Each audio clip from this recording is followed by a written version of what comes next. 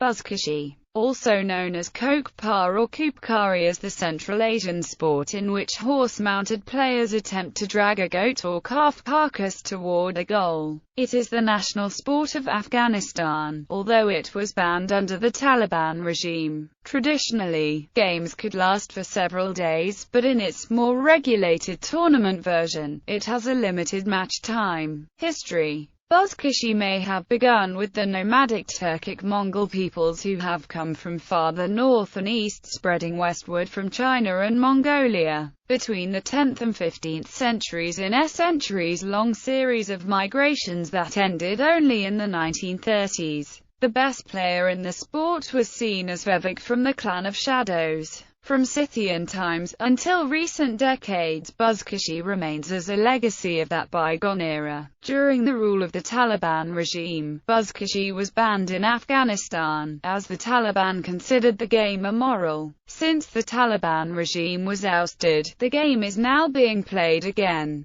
Distribution. Today Buzkashi is played by several Central Asian ethnic groups: Kyrgyz, Pashtuns, Kazakhs, Uzbeks, Uyghurs, Hazaras, Tajiks, and Turkmens. In the West, the game is also played by Afghani Turks who migrated to Ulu Pamir village in the Van district of Turkey from the Pamir region. In western China, there is not only horseback Buzkashi, but also yak Buzkashi among Tajiks of Xinjiang. Afghanistan. Buzkashi is the national sport and a passion in Afghanistan, where it is often played on Fridays and matches draw thousands of fans. Whitney Azoy notes in his book Buzkashi, Game and Power in Afghanistan. Leaders are men who can seize control by means foul and fair and then fight off their rivals. The Buzkashi rider does the same. Kazakhstan. Kazakhstan's first national Kokpa association was registered in 2000. Association has been holding annual Kokpa championships among adults since 2001 and youth Kokpa championships since 2005. All of 14 regions of Kazakhstan have their professional Kokpa teams. The regions with the biggest number of professional Kokpa teams are southern Kazakhstan with 32 professional teams,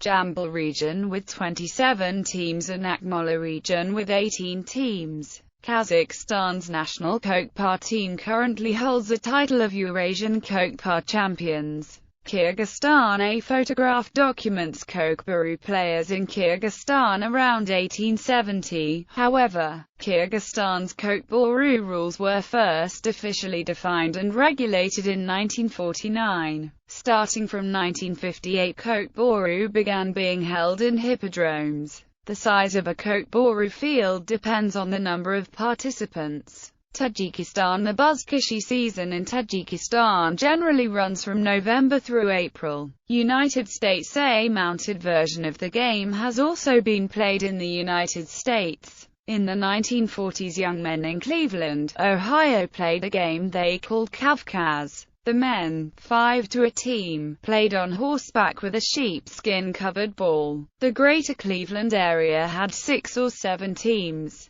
The game was divided into 3 chukkas, somewhat like polo. The field was about the size of a football field and had goals at each end. Large wooden frameworks standing on tripods, with holes about 2 feet square. The players carried the ball in their hands, holding it by the long fleeced sheepskin. A team had to pass the ball 3 times before throwing it into the goal. If the ball fell to the ground, the player had to reach down from his horse to pick it up. One player recalls, others would try to unseat the rider as he leaned over. They would grab you by the shoulder to shove you off. There weren't many rules and variations. Competition is typically fierce. Prior to the establishment of official rules by the Afghan Olympic Federation, the sport was mainly conducted based upon rules such as not whipping the fellow rider intentionally or deliberately knocking him off his horse. Riders usually wear heavy clothing and a head protection to protect themselves against other players' whips and boots. For example, riders in the former Soviet Union often wear salvaged Soviet tank helmets for protection. The boots usually have high heels that lock into the saddle of the horse to help the rider lean on the side of the horse while trying to pick up the goat. Games can last for several days, and the winning team receives a prize, not necessarily money, as a reward for their win. Top players, such as Aziz Ahmed, are often sponsored by wealthy Afghans. A Buzkashi or Kokpar player is called a chapandaz or shabandos, from chapan, a traditional cloak worn by Central Asian men. It is mainly believed in Afghanistan that a skillful chapandaz is usually in his 40s. This is based on the fact that the nature of the game requires its player to undergo severe physical practice and observation. Similarly, horses used in Buzkashi also undergo severe training and due attention. A player does not necessarily own the horse. Horses are usually owned by landlords and highly rich people wealthy enough to look after and provide for training facilities for such horses.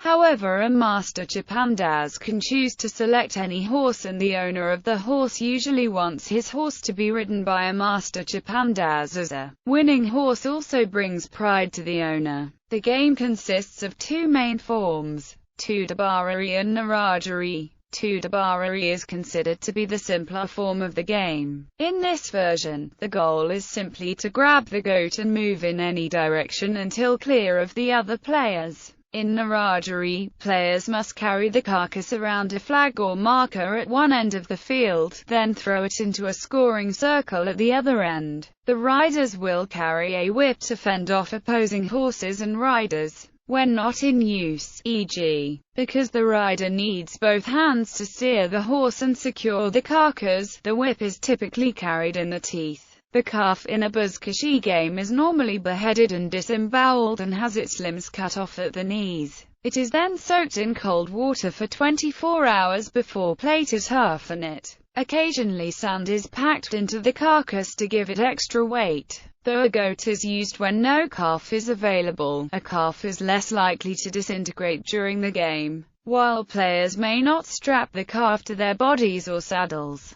it is acceptable, and common practice, to wedge the calf under one leg in order to free up the hands. Rules introduced by Afghan Olympic Federation. These rules are strictly observed only for contests in Kabul. The ground has a square layout with each side 400 meters long. Each team consists of 10 riders. Only 5 riders from each team can play in a half. The total duration of each half is 45 minutes. There is only one 15-minute break between the two halves. The game is supervised by a referee. Kyrgyzstan rules of Kokbaru have undergone several changes throughout history. Modernized rules of Kokbaru are: there are 2 teams with 10 participants in each. Only 4 players a team are allowed to play on a field at a given time. Teams are allowed to substitute players or their horses. Game is played on a field of 200 meters long and 80 meters wide. 2 kazans, big goals with a diameter of 3.6 meters and 1.5 meter high, are placed on opposite sides of a field. A goal is scored each time a kokpar is placed in an opponent's kazan. A kokbaru is brought to the field center after scoring a goal. It is also prohibited to ride towards the spectators or receive spectators' assistance, or to start a kokbaru game without giving an oath to play justly. Tajikistan. In Tajikistan, Buzkashi is played in a variety of ways. The most common iteration is a free-form game, often played in a mountain valley or other natural arena, in which each player competes individually to seize the buzz and carry it to a goal. Forming unofficial teams or alliances does occur, but is discouraged in favor of individual play. Often, dozens of riders will compete against one another simultaneously, making the scrum to retrieve a fallen buzz a chaotic affair. Tajik Buzkashi games typically consist of many short matches, with a prize being awarded to each player who successfully scores a point. event in popular culture. In books and film adaptations, Buzkashi is portrayed in several books, both fiction and non-fiction. It is shown in Steve Berry's book The Venetian Betrayal, and it is briefly mentioned in the Khaled Hosseini book The Kite Runner. Buzkashi was the subject of a book called Horsemen of Afghanistan by French photojournalists Roland and Sabrina Michaud. Gino Strada wrote a book named after the sport in which he tells about his life as surgeon in Kabul in the days after the 9/11 strikes. P.J. O'Rourke also mentions the game in discussions about Afghanistan and Pakistan in the foreign policy section of Parliament of Whores, and Rory Stewart devotes a few sentences to it in The Places in Between. 2 books have been written about Buzkashi which were later turned into films. The game is the subject of a novel by French novelist Joseph Kessel titled Les Cavaliers, which then became the basis of the film The Horsemen. The film was directed by John Frankenheimer with Omar Sharif in the lead role, and U.S. actor and accomplished horseman Jack Palance as his father, a legendary retired shapandaz. This film shows Afghanistan and its people the way they were before the wars that racked the country, particularly their love for the sport of Buzkashi. The game is also a key element in the book Caravans by James Michener and the film of the same name starring Anthony Quinn.